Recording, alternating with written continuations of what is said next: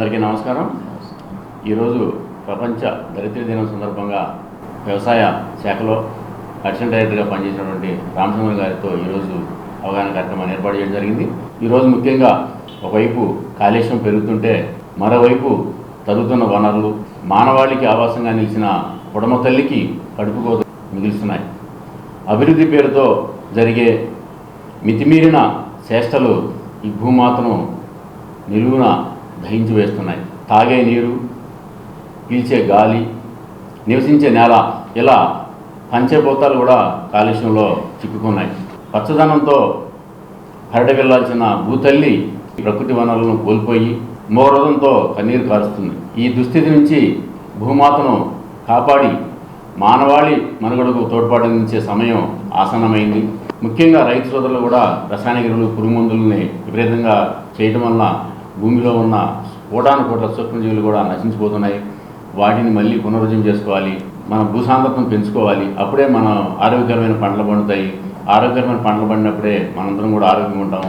ఒకరు కూడా ఈ విషయాన్ని దృష్టిలో పెట్టుకోవాలని నేను మనస్ఫూర్తిగా కోరుకుంటూ, ఈ భూమాతను ఏ విధంగా కాపాడుకోవాలి, ఏ విధంగా సంరక్షించుకోవాలి, నీటి వనరులు కానీ లేదంటే పర్యావరణం ఎలా కాపాడుకోవాలి కూడా అడిగి తెలుసుకుందాం. నమస్కారం అండి.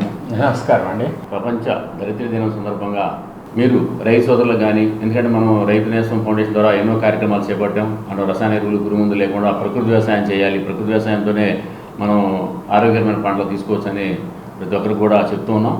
మీ యొక్క సలహా ఏంటి? అందరికీ నమస్కారం అండి. ఈరోజు వరల్డ్ ఎర్త్ డే, భూమిని కాపాడుకోవాల్సినటువంటి దినము. అంటే మనము ఈ రోజును ఈ భూమిని రక్షించుకోవాల్సినటువంటి దినంగా దీన్ని పరిగణిస్తూ,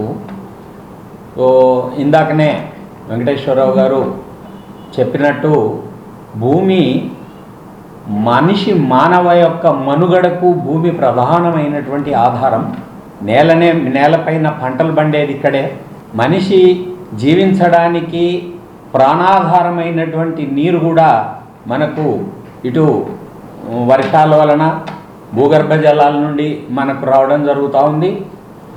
అదేవిధంగా మనం పీల్చే గాలి మనకు ఈ భూ వాతావరణాన్ని, అంటే మనకు కావలసినటువంటి ఆక్సిజన్ మరి ఈ భూ వాతావరణం నుండే మనకు వస్తుంది. కాబట్టి మనకు మనిషి మనుగడకు భూమి ఆధారం కనుక ఈ భూమిలో ఉన్నటువంటి ఇప్పుడు నీరు కలుషితం అయిపోయింది, గాలి కలుషితం అయిపోయింది. అది ఇండస్ట్రియలైజేషనే అనుకోండి, రసాయన వ్యవసాయమే అనుకోండి, ఇతరత్ర అన్ని రకాలైనటువంటి హరిత వాయువులు గాల్లోకి వస్తున్నాయి.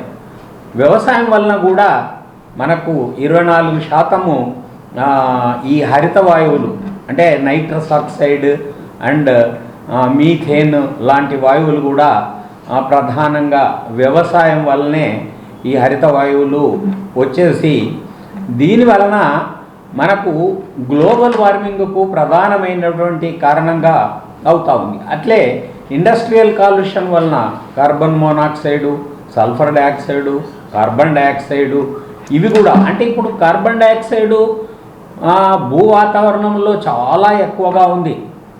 అంటే ఒక పారిశ్రామిక విప్లవం ప్రారంభమైనప్పుడు దాదాపుగా 300 సంవత్సరాల క్రితము వాతావరణంలో బొగ్గు పులుసు వాయువు 280 ppm ఉండేది. కానీ అది రాను రాను రాను రాను రాను రాను ఈ ఒక 30-40 సంవత్సరాల క్రితము పరిశీలించినప్పుడు 350 ppm కన్నా పెరగకూడదు అని శాస్త్రవేత్తలు చెప్పడం జరిగింది. కానీ ఇప్పటి పరిస్థితులలో ఈ బొగ్గు పులుసు వాయువు 411, 412 ppmల దగ్గర ఉంది. అంటే ఇది చాలా అలారమింగ్ సిచ్యువేషన్ అన్నమాట. సో ఇవన్నీ కూడా బొగ్గు పులుసు వాయువు, హరిత వాయువులు ఇవన్నీ కూడా భూ వాతావరణాన్ని వేడెక్కించి రోజు రోజుకు కూడా ఉష్ణోగ్రతలు పెరుగుతున్నటువంటి సందర్భంలో మనము వర్షాలు కూడా వెనక్కి పోతూ ఉన్నాయి. సో అంటే మన వ్యవసాయం యొక్క రూపురేఖలను మనము మార్చి రసాయన ఎరువుల యొక్క వాడకాన్ని మనము పూర్తిగా తగ్గించగలిగితే, అంటే ప్రపంచంలో ఉన్నటువంటి రైతాంగం అంతా ఈ 24% మన వ్యవసాయం ద్వారా వచ్చేటువంటి ఈ 24% హరిత వాయువులు మనం తగ్గించిన వాళ్ళము అవుతాం. గాలిలో ఉండేటువంటి కార్బన్ డైఆక్సైడ్ను కూడా భూమిలోకి సేంద్రియ కర్బనంగా మార్చాల్సినటువంటి అవసరం ఉంది. అంటే దీన్నే మనము కార్బన్ సిక్వెస్ట్రేషన్ అని అంటాము. అంటే ఈ గాలిలో ఉన్నటువంటి బొగ్గు పులుసు వాయువును భూమిలోకి ఎలా పంపించాలి అంటే చెట్లు నాటడం వలన. ఇప్పుడు డిఫారెస్టేషన్ ఎక్కువగా అవుతూ ఉంది. ఇది ఎఫారెస్టేషన్ అంటే విపరీతంగా చెట్లు నాటి భూమిని 365 రోజులు ఏదో ఒక పైరుతో కప్పి ఉంచాలి. అప్పుడే మనము గాలిలో ఉండేటువంటి కార్బన్ డైఆక్సైడ్ను సేంద్రియ కర్బనంగా భూమిలోకి పంపించవచ్చు. అంటే ఈ చెట్లు, ఈ పంటలు ఇవన్నీ ఏం చేస్తున్నాయి, ఏమిటిది అంటే ఈ భూమి నిర్జీవమైంది కాదు, ఈ భూమి జీవం ఉన్నటువంటిది. It's a living thing. ఈ భూమిలో చాలా రకాలైనటువంటి సూక్ష్మజీవులు మనకు ఉన్నాయి భూమిలో. అంటే వృక్ష సంబంధమైనటువంటి సూక్ష్మజీవులు ఉన్నాయి, జంతు సంబంధమైనటువంటి సూక్ష్మజీవులు మనకు ఉన్నాయి. అంటే మైకోరైజా లాంటి ఫంగస్లు ఉన్నాయి, ఆల్గేలు ఉన్నాయి.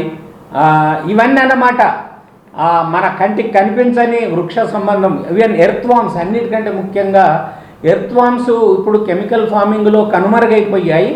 సో మళ్ళీ మనము ప్రకృతి వ్యవసాయ విధానంలోకి మళ్ళినట్టుంటే ఎర్త్వామ్స్ అన్నీ కూడా మనకు మళ్ళీ తిరిగి కనిపించి భూసారాన్ని పెంచడానికి అవకాశం ఉంది. అంటే మిలియన్స్ అండ్ ట్రిలియన్స్ ఈ ఫుడ్ వెబ్లో.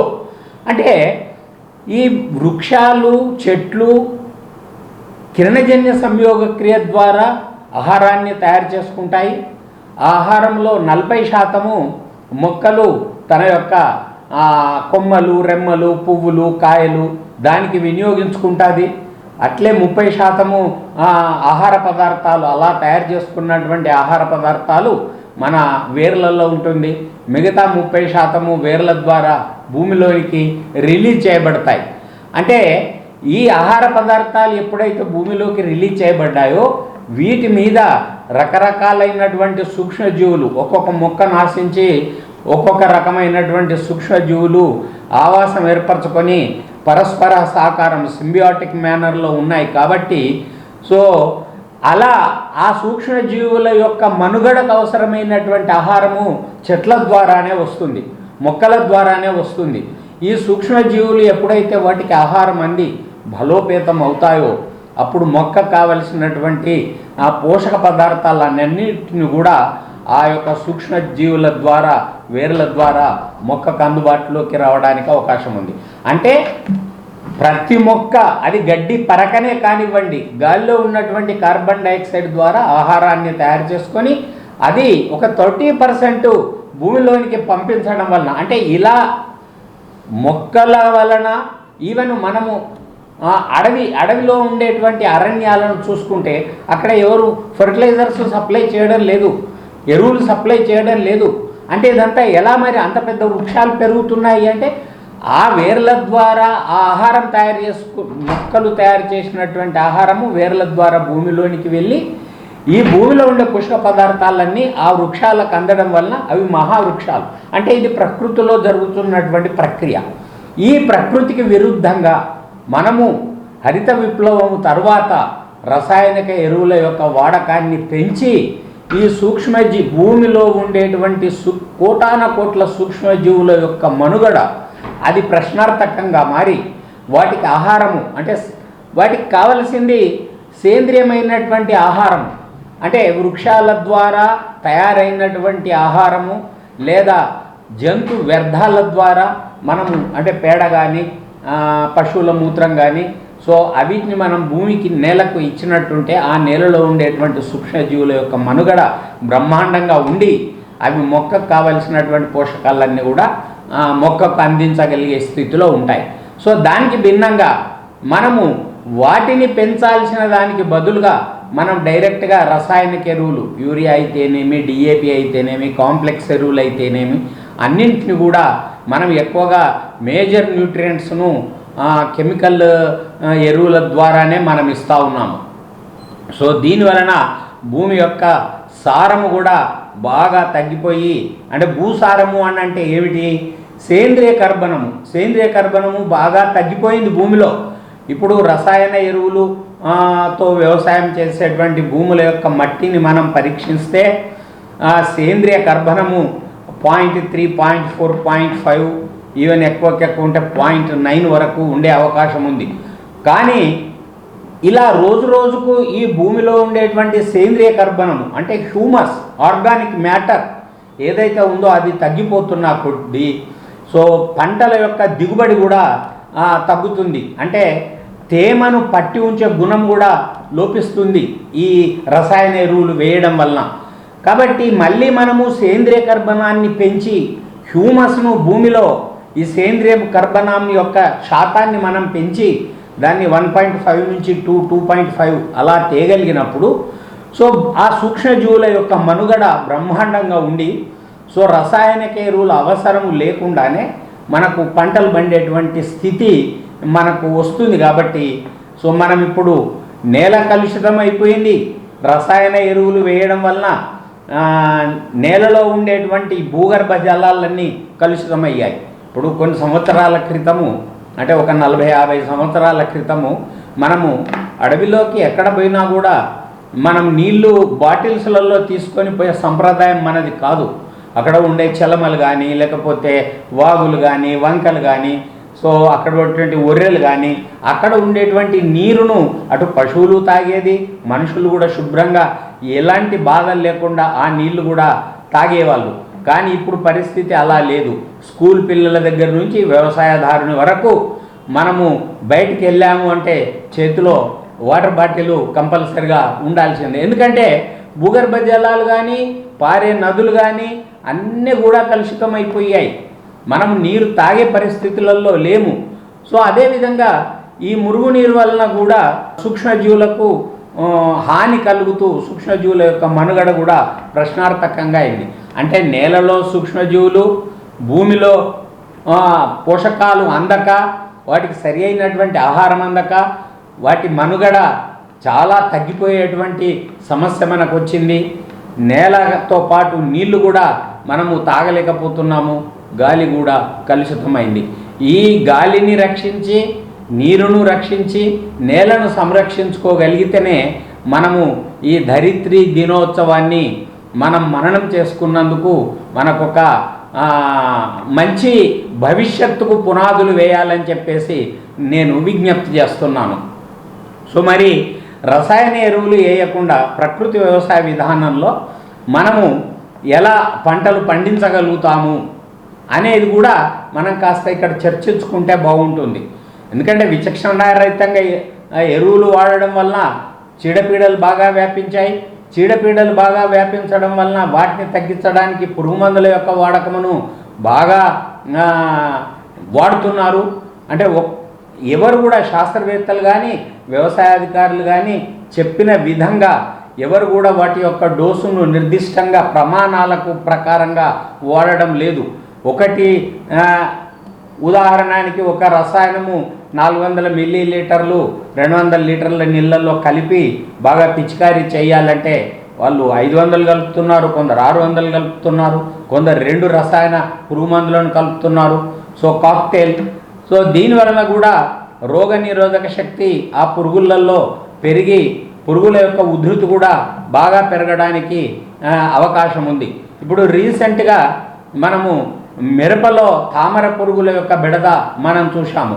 రైతు సోదరులకు చాలామంది మిరప పంటను తీసేసిన పరిస్థితులే మనం ఎక్కువగా చూస్తున్నాము. ఎందుకంటే అది వేరే దేశం నుంచి ఇండోనేషియా స్ట్రెయిన్ అని అన్నారు. అది చాలా లావుగా ఉండి మామూలుగా ఏ పురుగు మందులు కొట్టినా కూడా చావని పరిస్థితులలో మనము చూసాము. అంటే పురుగుల యొక్క వాటి యొక్క మ్యూటేషన్స్ తోటి కొత్త కొత్త వేరియంట్స్ అవి తయారయ్యి మన పురుగు మందులకు ఎంత కొట్టినా కూడా లోబడని పరిస్థితులు, నివారణ కాని పరిస్థితులు మనం చూసాము. అందుకనే రసాయన పురుగు మందులు కానీ రసాయన ఎరువులు కానీ వాడడం వలన పంటలకు తద్వారా మన ఆరోగ్యానికి మనం తినే ఫుడ్డు, ముఖ్యంగా మనం తినేటువంటి ఫుడ్డు పూర్తిగా కలుషితం అయిపోయింది. ఇప్పుడు వంకాయకు అన్ని రకాల ఆల్మోస్ట్ వంక పంటకి 2 రోజులకు ఒకసారి పురుగు మందులు కొట్టాల్సిన పరిస్థితి వస్తుంది. లేకపోతే కొమ్మ కాయతొలుచు పురుగు విపరీతంగా ఆశిస్తుంది.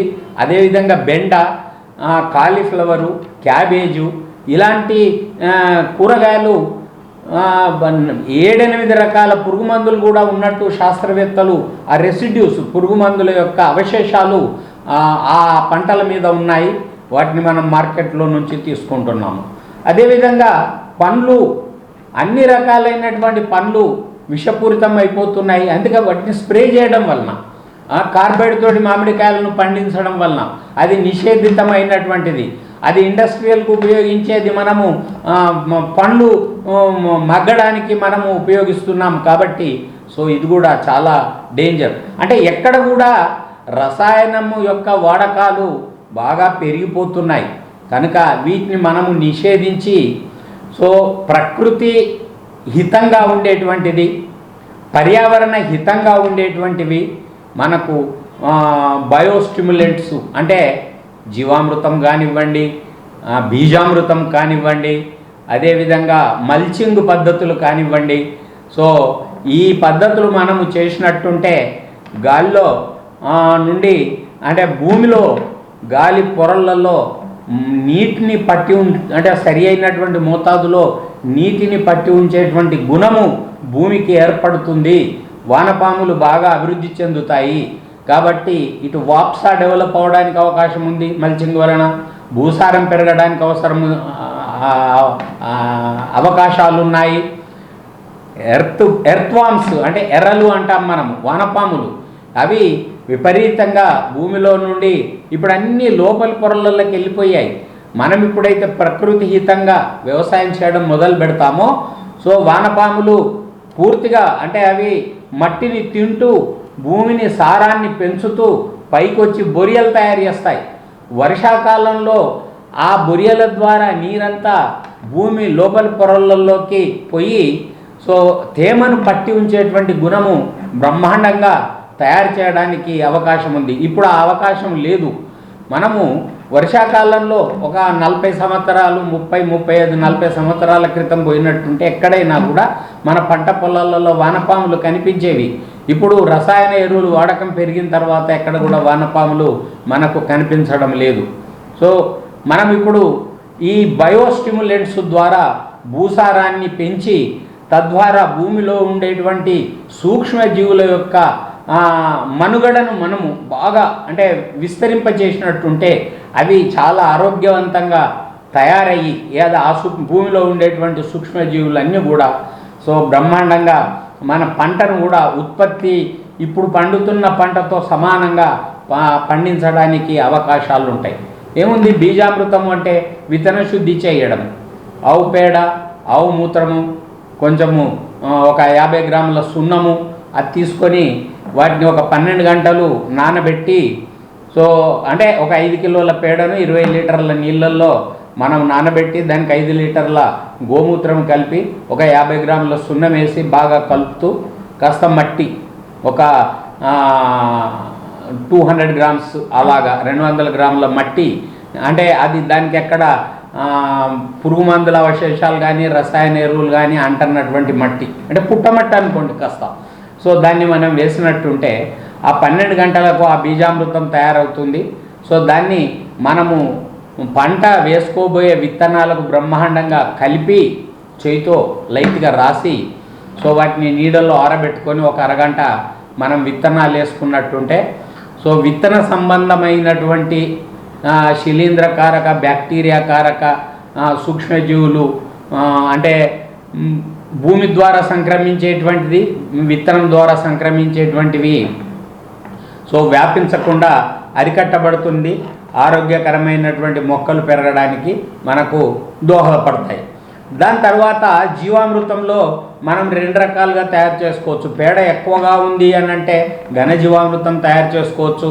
ఒక 100 కిలోల పేడ, ఒక 2 కిలోల బెల్లము, ఒక 5 నుంచి 10 లీటర్లు తగినంత మూత్రము, శనగపిండి కానీ ఉలువపిండి కానీ పెసర కానీ ఇతరత్ర ఎనీ పల్స్ అంటే పప్పు ధాన్యాలకు సంబంధించినటువంటి ఒక 2 కిలోలు, ఆ పిండిని మనం కలుపుకొని ఒక అరకిలో మట్టి, సో వీటిని బాగా ఆ పేడకు పట్టించి మూత్రం చల్లుకుంటూ దాన్ని కలిపి, సో పిడకల్లాగా చేసుకోవచ్చు, ఉండల్లాగా చేసుకోవచ్చు. అలాగే నీడల్లో ఆరబెట్టి దాన్ని మనము ఒక 500 కిలోల వరకు మనము విత్తనంతో పాటు వేసుకున్నట్టుంటే చక్కటి ఫలితాలు మనకు రావడానికి అవకాశం ఉంది. మళ్ళీ 200 నుంచి 300 కిలోలు పైపాటుగా ఒక 30 డేస్ తర్వాత కూడా వేసుకోవచ్చు.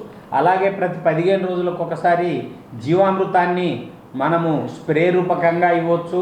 లేకపోతే వరి పొలాలకైతే నీళ్ళు ఎక్కువగా ఉంటే నీటి తడుల ద్వారా మొక్కలకు ఆ జీవామృతాన్ని విడుదల చేయొచ్చు.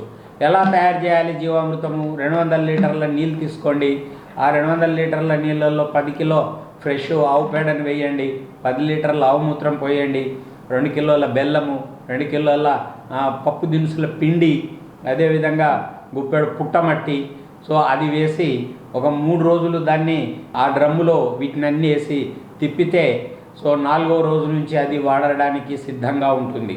సో దాన్ని వరి పొలాలకైతే నేరుగా మనము ఆ 200 లీటర్లు ఎకరాకి ప్రతి 15 రోజులకు ఒకసారి మనం పారించగలిగితే వానపాములు బాగా అభివృద్ధి అవుతాయి. ఆ భూమిలో ఉండేటువంటి ఈ వేరు వ్యవస్థను ఆశించి ఉండేటువంటి సూక్ష్మజీవులు చాలా బలంగా తయారై వాటి సంఖ్య బాగా రెట్టింపు అయిపోయి మనకు భూమిలో ఉండే పోషకాలను అన్నిటిని కూడా మనకు పంటకు కావలసినటువంటి పోషకాలను అన్నీ అందిస్తుంది. కాబట్టి ఇవన్నీ కూడా మనము చేసుకోగలిగితే బీజామృతము, ఘనజీవామృతము, ద్రవజీవామృతము, ఇక మెట్ట పైర్లలోకి వస్తే మల్చింగు, ప్రధానంగా మల్చింగు అనేది చాలా ముఖ్యమండి. అంటే ఎక్కడికి వెళ్ళి భూమి మీద సూర్యకిరణాలు డైరెక్ట్గా పడకుండా, సో భూమిని మనం రక్షించాలి, డైరెక్ట్ సన్షైన్ భూమి మీద పడకుండా. సో ఇప్పుడు మనకు ఉదాహరణకి జూన్, జూలై మొదటి వారంలో నుంచి వరి పంట అంటే ఖరీఫ్ వరి నాట్లు వేసుకునేటువంటి వాళ్ళు జూలై కానీ ఆగస్టు మొదటి వారంలో కానీ వేసుకుంటాము. అలా కంటిన్యూ అయ్యి అది ఎప్పటి వరకు ఉంటుంది? నవంబరు చివరి వరకు ఈ ఖరీఫ్ పంట అలాగే ఉంటుంది. అంటే ఈ ఖరీఫ్ పంట తర్వాత మళ్ళొక నెల డిసెంబర్ గ్యాప్ అయ్యి మళ్ళీ జనవరిలో రబీ పంటకు వెళ్తాం. ఆ రబీ పంట ఏప్రిల్ నెలలో హార్వెస్టింగ్స్ అవుతాయి. అంటే నేను ఉదాహరణ ఫర్ ఎగ్జాంపుల్ ఒక వరిని తీసుకొని నేను మాట్లాడుతున్నాను. సో ఏప్రిల్లో కటింగ్ అయితే మే, జూన్, జూలై 15 తర్వాత అంటే ఈ 2 నెలల 15 రోజులు భూమి మీద ఎలాంటి పంట ఉండదు. అలా ఉంచకూడదు. ఈ ఎప్పుడైతే రబ్బీ వరి కోతలు కోస్తామంటే ఒక 15 రోజుల ఒక వారం రోజుల ముందు ఒక 14 నుంచి 15 రకాలైనటువంటి అన్ని గింజలు, అంటే ఉదాహరణకి పప్పు ధాన్యాలు అంటే పెసర్లు, మినుములు, అలసందలు, ఇలాంటివి, ఈ శనగలు, ఈ పప్పు జాతికి చెందినటువంటి ఈ 5-6 రకాలను కిలో అవి, అదేవిధంగా మిల్లెట్స్, జొన్నలు, రాగులు, సజ్జలు, కొర్రలు, మొక్కజొన్నలు అవి కూడా మనం కలుపుకొని, అదేవిధంగా నూనె గింజలు అంటే మనకు ఆముదాలు, నువ్వులు, ఇలాంటివి, ఆవాలు, సుగంధ ద్రవ్యాలలోకి వస్తే ధనియాలు కొన్ని ఒక 1/2 కిలో అన్ని, సో ఆవాలు ఒక 1/4 కిలో ఆవాలు, అదేవిధంగా పచ్చి రొట్టె ఎరువులు, జనుము, జీలుగా, పిల్లి పెసర, ఇవి కూడా ఒక 1/2 కిలో. సో ఇవి ఇన్ని రకాలైనటువంటి అన్ని రకాల కూరగాయ విత్తనాలు అంటే ఆకుకూరలు, ముఖ్యంగా ఆకుకూరలు, దోస అంటే ఆకుకూరలు అంటే పాలకూర, చుక్కకూర, గోంగూర, తోటకూర, ఇలాంటి విత్తనాలను, అదేవిధంగా తీగ జాతి కూరగాయల దోస, బీర, సోర, ఇవన్నీ కలుపుకొని రబ్బీ వరి కోతలు కాగానే ఇమీడియట్గా మనము చల్లగలిగితే ఆ పదన ఆరకముందే ఈ విత్తనాలన్నీ మొలకొస్తాయి. మొలకొచ్చి ఒక్కసారి జీవామృతాన్ని మనము పిచికారీ చేస్తే ఆ 2 నెలలకు వీటి యొక్క ఈ పంట, ఈ 16-17 రకాల విత్తనాల కలిపినటువంటి పంట భూమిలో ఎప్పుడైతే ఉంటుందో ఈ మేలో తొలకరి వర్షాలు కూడా అప్పుడప్పుడు రావడానికి అవకాశం ఉంది. ఆ తొలకరి వర్షాలకు ఇది బాగా ఏపుగా మనకు ఎత్తుగా పెరుగుతుంది. సో అది నెల 15 రోజులు మనము ఉంచగలిగితే 2 నెలలు మ్యాక్సిమం. సో అది నీకు అవసరాన్ని బట్టి పశువుల మేతకు వాడుకోవచ్చు, కానీ వాటి యొక్క వేర్లు మాత్రము భూమిలో అలాగే ఉండేటట్లు మీరు ఏర్పాటు చేసి అవన్నిటి కూడా భూమిలోనే ఇన్కార్పొరేట్ చేయగలిగినప్పుడు, అంటే ఈ గాలి ద్వారా ఆ సూర్యరశ్మి ద్వారా అవి తయారు చేసుకున్నటువంటి ఆహారం అంతా వేర్ల ద్వారా భూమిలోకి పోయింది. అక్కడ అన్ని సూక్ష్మజీవులకు ఆహారం ఉంది. ఇప్పుడు ఆ వేర్ల ద్వారా ఆహారము అందించబడింది. అందులో ఆ కార్బన్ డయాక్సైడ్ కూడా ఆర్గానిక్ కార్బన్ రూపంలో స్థిరీకరించబడింది. కాబట్టి సో సేంద్రియ కర్బనం శాతం బాగా పెరుగుతుంది. సో సన్షైన్ కూడా, సూర్యరశ్మి కూడా డైరెక్ట్ భూమి మీద పడకుండా ఉన్నది. కాబట్టి సో అందులో ఉండేటువంటి సూక్ష్మజీవులకు ఎలాంటి అపాయం జరగలేదు. ఇమీడియట్గా వీటిని ఇన్కార్పొరేట్ చేయగానే మనం వరి నాట్లు వేసుకుంటాం. అంటే ఏప్రిల్ మే ఈ ప్రీ మాన్సూన్ డ్రై సోయింగ్, దీన్ని అంటే భూమిలో తేమ ఆరిపోకుండా ఉన్నప్పుడే ఈ విత్తనాలను వేసి ఈ పంటను ఒక 45 రోజుల వరకు కంటిన్యూ చేసి దాని తర్వాత వరిని నాటి, సో ఈ వరి తర్వాత ఇమీడియట్గా మళ్ళీ రబీ వరి పైరు వస్తుంది. దాని తర్వాత ఏప్రిల్ తర్వాత ఈ మే జూన్లో ఈ 365 గ్రీన్ కవర్ను మనం పెట్టగలిగితే భూసారాన్ని మనము రక్షించుకోగలిగిన వాళ్ళం అవుతాం. ఇదే విధానము అన్ని పంటలకు, అంటే ఇటు ముఖ్యంగా పత్తి కానివ్వండి, మిరప కానివ్వండి, సో ఇలాంటి పంటలకు పంట కోత కోసే చివరి రోజులలో మనం ఈ 15-16 రకాలైనటువంటి విత్తనాలను మనం చల్లగలిగినప్పుడు సో అవి మొలుస్తాయి. అప్పుడప్పుడు వాటికి జీవామృతాన్ని మనం స్ప్రే చేస్తే ఆ పంట బాగా ఎదుగుతుంది. సన్షైన్ భూమి మీద డైరెక్ట్ సూర్యరశ్మి పడకుండా మనకు గ్రీన్ కవర్ లాగా ఉంటుంది. సూక్ష్మజీవుల యొక్క మనుగడ విపరీతంగా పెరిగి భూసారం బాగా పెరగడానికి అవకాశం ఉంది. సో పైపాటుగా కూడా మనం ప్రధాన పంట వేసిన తర్వాత ఘనజీవామృతం వేస్తాము, ద్రవజీవామృతాన్ని భూమికి పారిస్తాము, స్ప్రే కూడా చేస్తాము. కాబట్టి ఇంకా మనం పోషకాలు అదనంగా యూరియా డిఏపి రూపంలో ఇవ్వాల్సినటువంటి అవసరము లేదు. ఈ విధానాన్ని అందరూ కూడా, అంటే 365 రోజులు భూమి మీద ఏదో ఒక పంటతో కప్పి ఉంచుకున్నట్టుంటే కలుపు మొక్కల బెడద కూడా మీకు బాగా తగ్గుతుంది. ఎందుకంటే ఈ 16-17 రకాల విత్తనాలు మనం వేసినప్పుడు భూమిలో ఉండేటువంటి కలుపు మొక్కలు కూడా వాటితో పాటు పెరుగుతాయి. వాటిని మనం ఇన్కార్పొరేట్ చేసినప్పుడు ఆ కలుపు మొక్కలు కూడా నివారించబడతాయి. కాబట్టి కలుపు బెడద కూడా బాగా పోతుంది. నీటిని పట్టి ఉంచే గుణం బాగా పెరుగుతుంది. సూక్ష్మజీవులు అధిక మోతాదులో బాగా అభివృద్ధి అవ్వడానికి అవకాశం ఉంది. కాబట్టి ఈ భూమిని మనం రక్షించాలి. ఇప్పుడు ముఖ్యంగా రసాయన ఎరువులు, ఆ రసాయన పురుగు మందుల వాడకాన్ని మనం నిషేధించినప్పుడే భూమిని మనం కాపాడగలుగుతాము. కొన్ని తరాల వరకు భూమిని పండించగలుగుతాము, పంటలు పండించగలుగుతాము.